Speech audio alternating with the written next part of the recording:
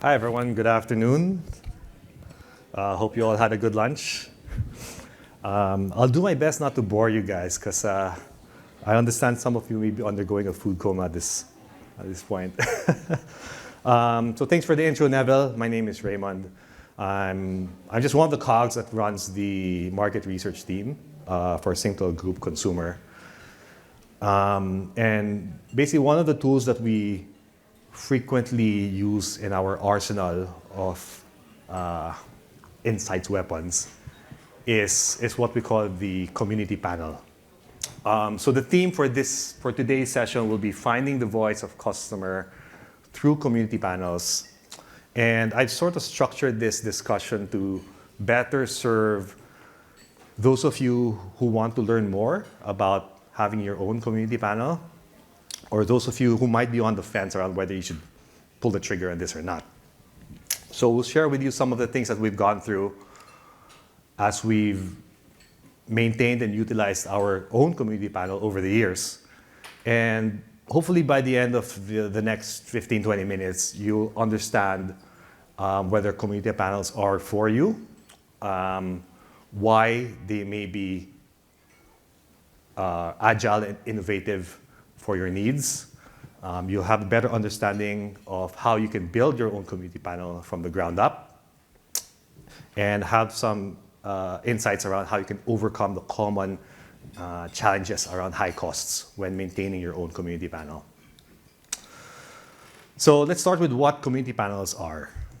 Community panels are basically a subset of at least for us at Singtel, our community panel is a subset of our customers who we recruit to be part of this group, where they knowingly join and come in with the understanding that we will be regularly serving them with surveys.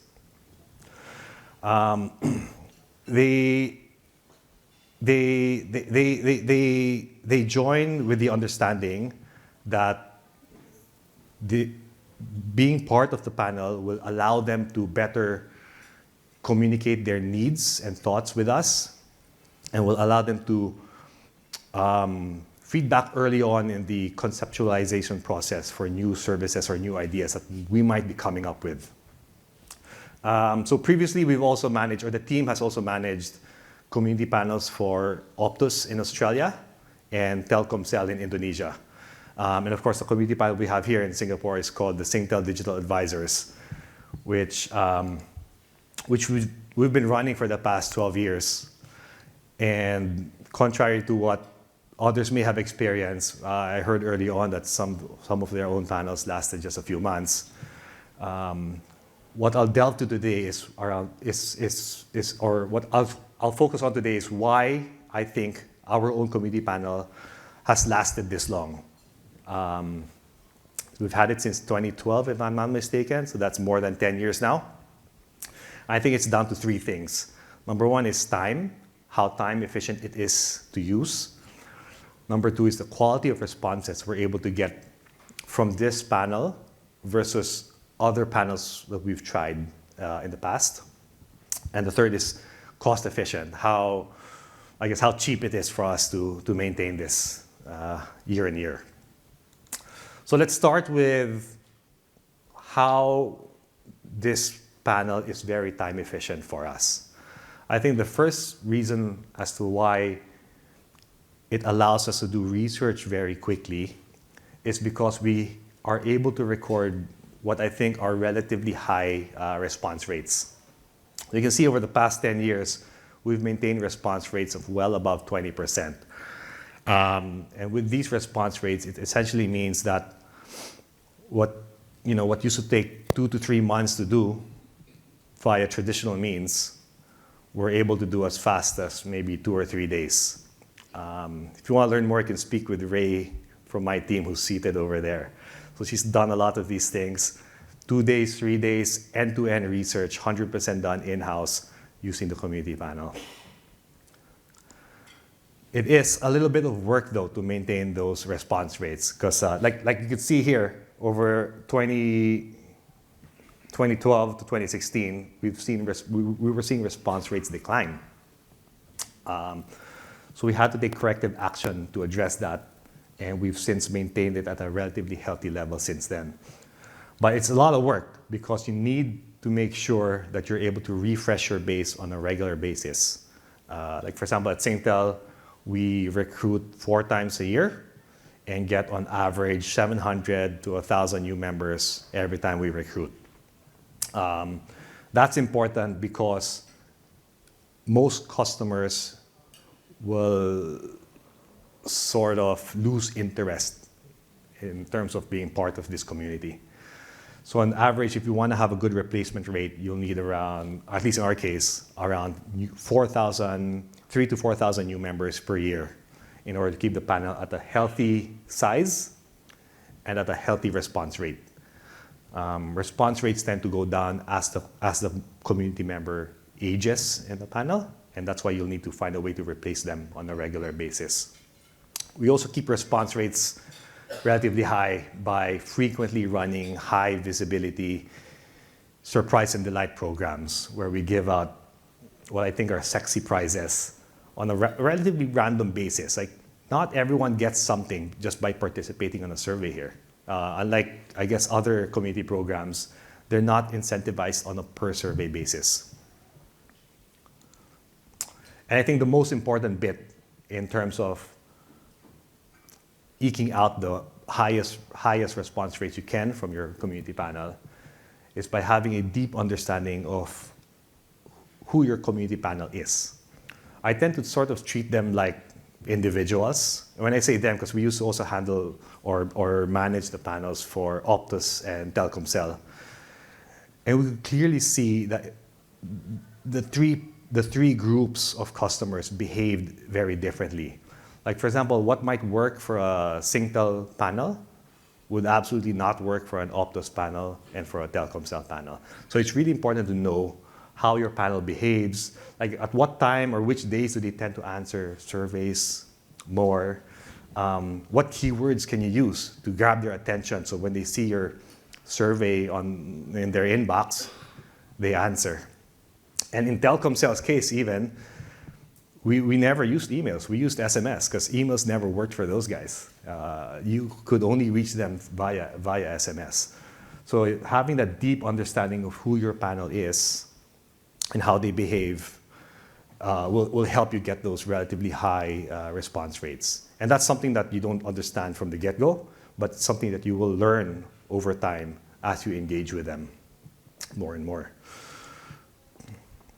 And when it comes to time as well, like I mentioned earlier, what used to take 2 to 3 months can take as fast as 2 to 3 days now. That's because, at least depending on how your company is set up, at least for Singtel, there's a lot of red tape I need to go through just to launch a research study. On average, a research piece with us, James from 2CV, you know this, it takes around 6 months I've seen to go end to end just for one piece of research. But in some cases, at least, or in many cases, my key stakeholders will ask for their insight yesterday, right? I hate that word. Like, I need that yesterday. But that's how they demand insights nowadays, at least at Singtel. And in those types of scenarios, I basically cannot use traditional means. And by having the community as part of our insights arsenal, it at least gives us an opportunity to pull out some information to answer those business questions that normally we wouldn't answer because we don't have the time to. All right, so by being time efficient and basically being ready to go at a moment's notice, we are able to address more business questions than we normally able to. We're able to run follow-up research on other research that we've done. So we might do some research with a 2CV or a Kantar or a Nielsen. And every time a report comes out, we have all these new questions that come up that we need answers to. And it just doesn't make sense to put out another research brief and run another piece of research to answer those questions. We use the community to answer those questions. So right after the presentation, we have all these follow-up questions.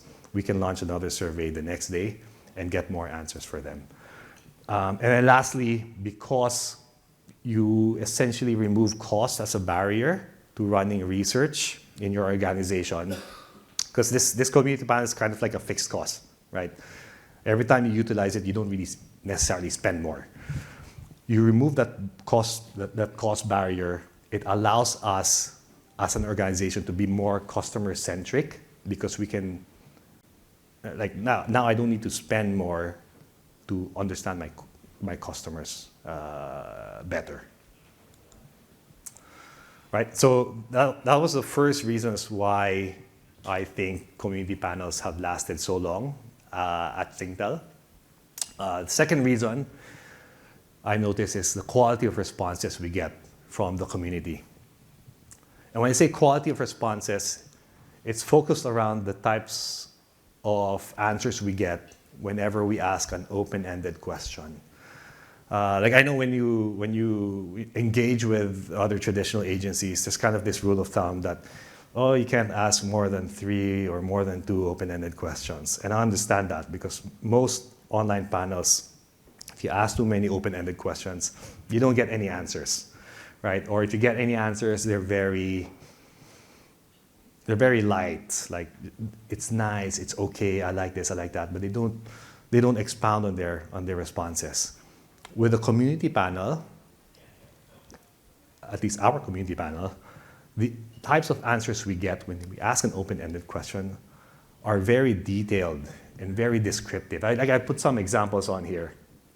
And you see, just by the number of lines, most members would take the time to give you a very well thought of answer. And it's these types of responses that are very valuable to us, because it helps us understand better what's going on in their heads and what we need to address or what we need to fix.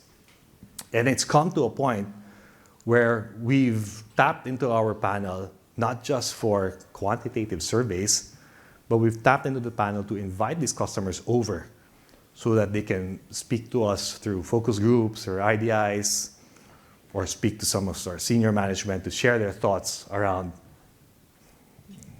what they think Singtel needs to do to become a better brand.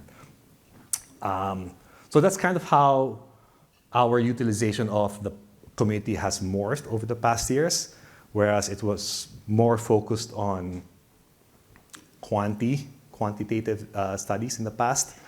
It's kind of involved a lot more qualitative studies in recent years. Okay, and the last point is cost efficiency. I know whenever I speak to other colleagues who are thinking about putting up their own panel, one thing they worry about is incentives, because the traditional method of incentivization is incentivizing per survey. And that's kind of how we did it in the past. If you look at the early years, 2013 to 2016, I put numbers up there. Those numbers denote how much a respondent gets for every 4 or 5 surveys that he does on the community. You can see over the past years, we've had to reduce that number down to $5. And that's probably why the response rates went down as well, because people were just getting pissed off that, hey, I'm getting less for every survey I answer. So we tried something new. Around 2017, we started recruiting a new batch of customers, and we didn't tell them about this, $5 voucher for every survey answer thing. We invited them to the community, and we shared with them a different form of incentive. And basically this incentive just gets maybe the top 10 performers of the month and then rewards them for that performance. And I don't know, surprisingly, the response rates were even better than those from the group who were incentivized for every survey that they did. So this essentially allowed us to drop our incentive cost from what used to be around $100,000 a year to now just $12,000 a year. So that's a huge, huge amount, and it's fixed. In the past, incentive cost was very variable, depending on how many surveys you've done, how many respondents you've recruited for each survey, that incentive cost was very much variable and very much an unknown factor. Now it's fixed at just $12,000 a year. That's the cost of maybe one small study, right? And that's why it's a very cost-efficient way to run research that doesn't take too long to do, and to run research that all you need is one decent researcher in your team, and he can run this end to end.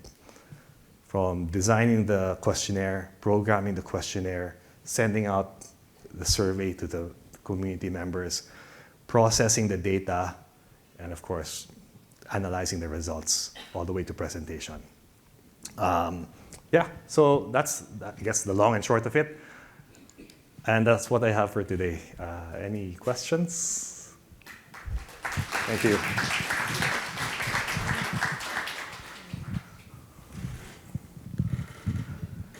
I have a question for building the community.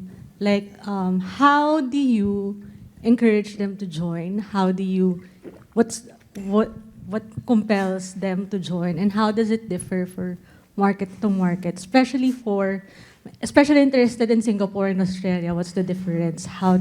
What's the compelling reason for them to join these communities, especially for like a very functional category like telco? Okay, so at least for Singapore, the way we frame our invites to join the community is that we frame it around us giving them this channel to share more about what they think about us as a brand, and to have more opportunities to feedback on new products and services. So when we frame it that way, we tend to get around a 3 to 4 join rate from those sorts of invites. And that allows us to get around 700, 800,000 new members per invite blast. For Australia, I'll have to get back to you on that because it's been 6 years. I'll try and recall what we did. Thank you. Thanks, Raymond. James. Yes, James from 2CV here. A question about the respondents. Do you have any feel for whether they're skewed as a more positive towards Singtel or more negative towards Singtel, or do you feel like they're a good mix of your customers? Good question, James. So that was one of our concerns early on. In fact, we thought that they might be too positive for Singtel. What's come out is that, and over the years, we've had many opportunities to run studies at the same time on this panel and other panels. And from a quant perspective, the results tend to be the same. I don't think they're more positive, definitely, because when they describe their negative sentiments, like if they have any negative sentiments, they don't pull punches. They're very candid and very upfront about these things, good or bad. So the way I see it is that it doesn't skew any way, but they're more detailed with their responses. But to your point, we did observe that when you run, so we tried running a customer satisfaction piece on this. In that scenario, the results aren't very reliable. You're going to get lower results than if you ran it outside using a blind approach. Does that help? Yeah. Thanks. Yeah, Pierce.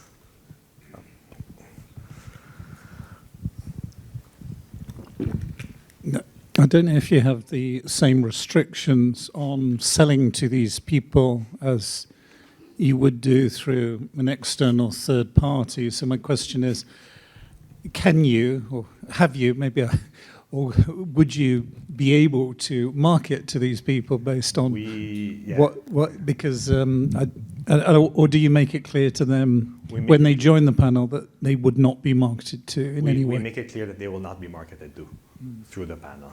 And I get that question a lot from my own internal stakeholders, and I tell them no. Well, why not? I mean, so is it because you think you're going to lose panel members? We think we're going to lose panel members. But tune out. Well, have you proven that?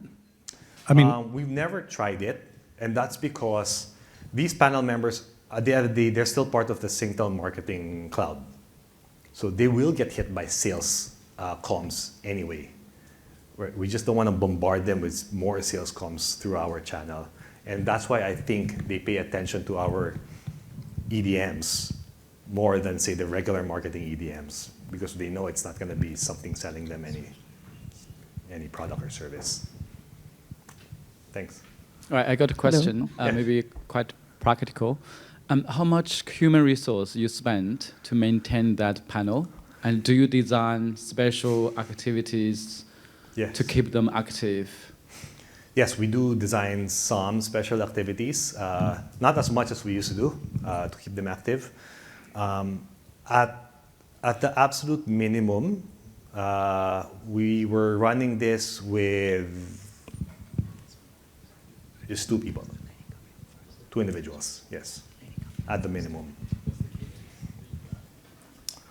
I'm sorry, can you repeat? What's the cadence that you interact with them? Like every month, every week? With 2 people, we were doing research around 2 pieces per month. So we had 1 person more in charge of maintaining the community, and then 1 person running all the research. Yeah. Thanks. Hi, Raymond. My name is Angela from Circles Life. Oh, hey, Angela. Hello. I'm just curious. You mentioned that you have more detailed, open-ended answers now.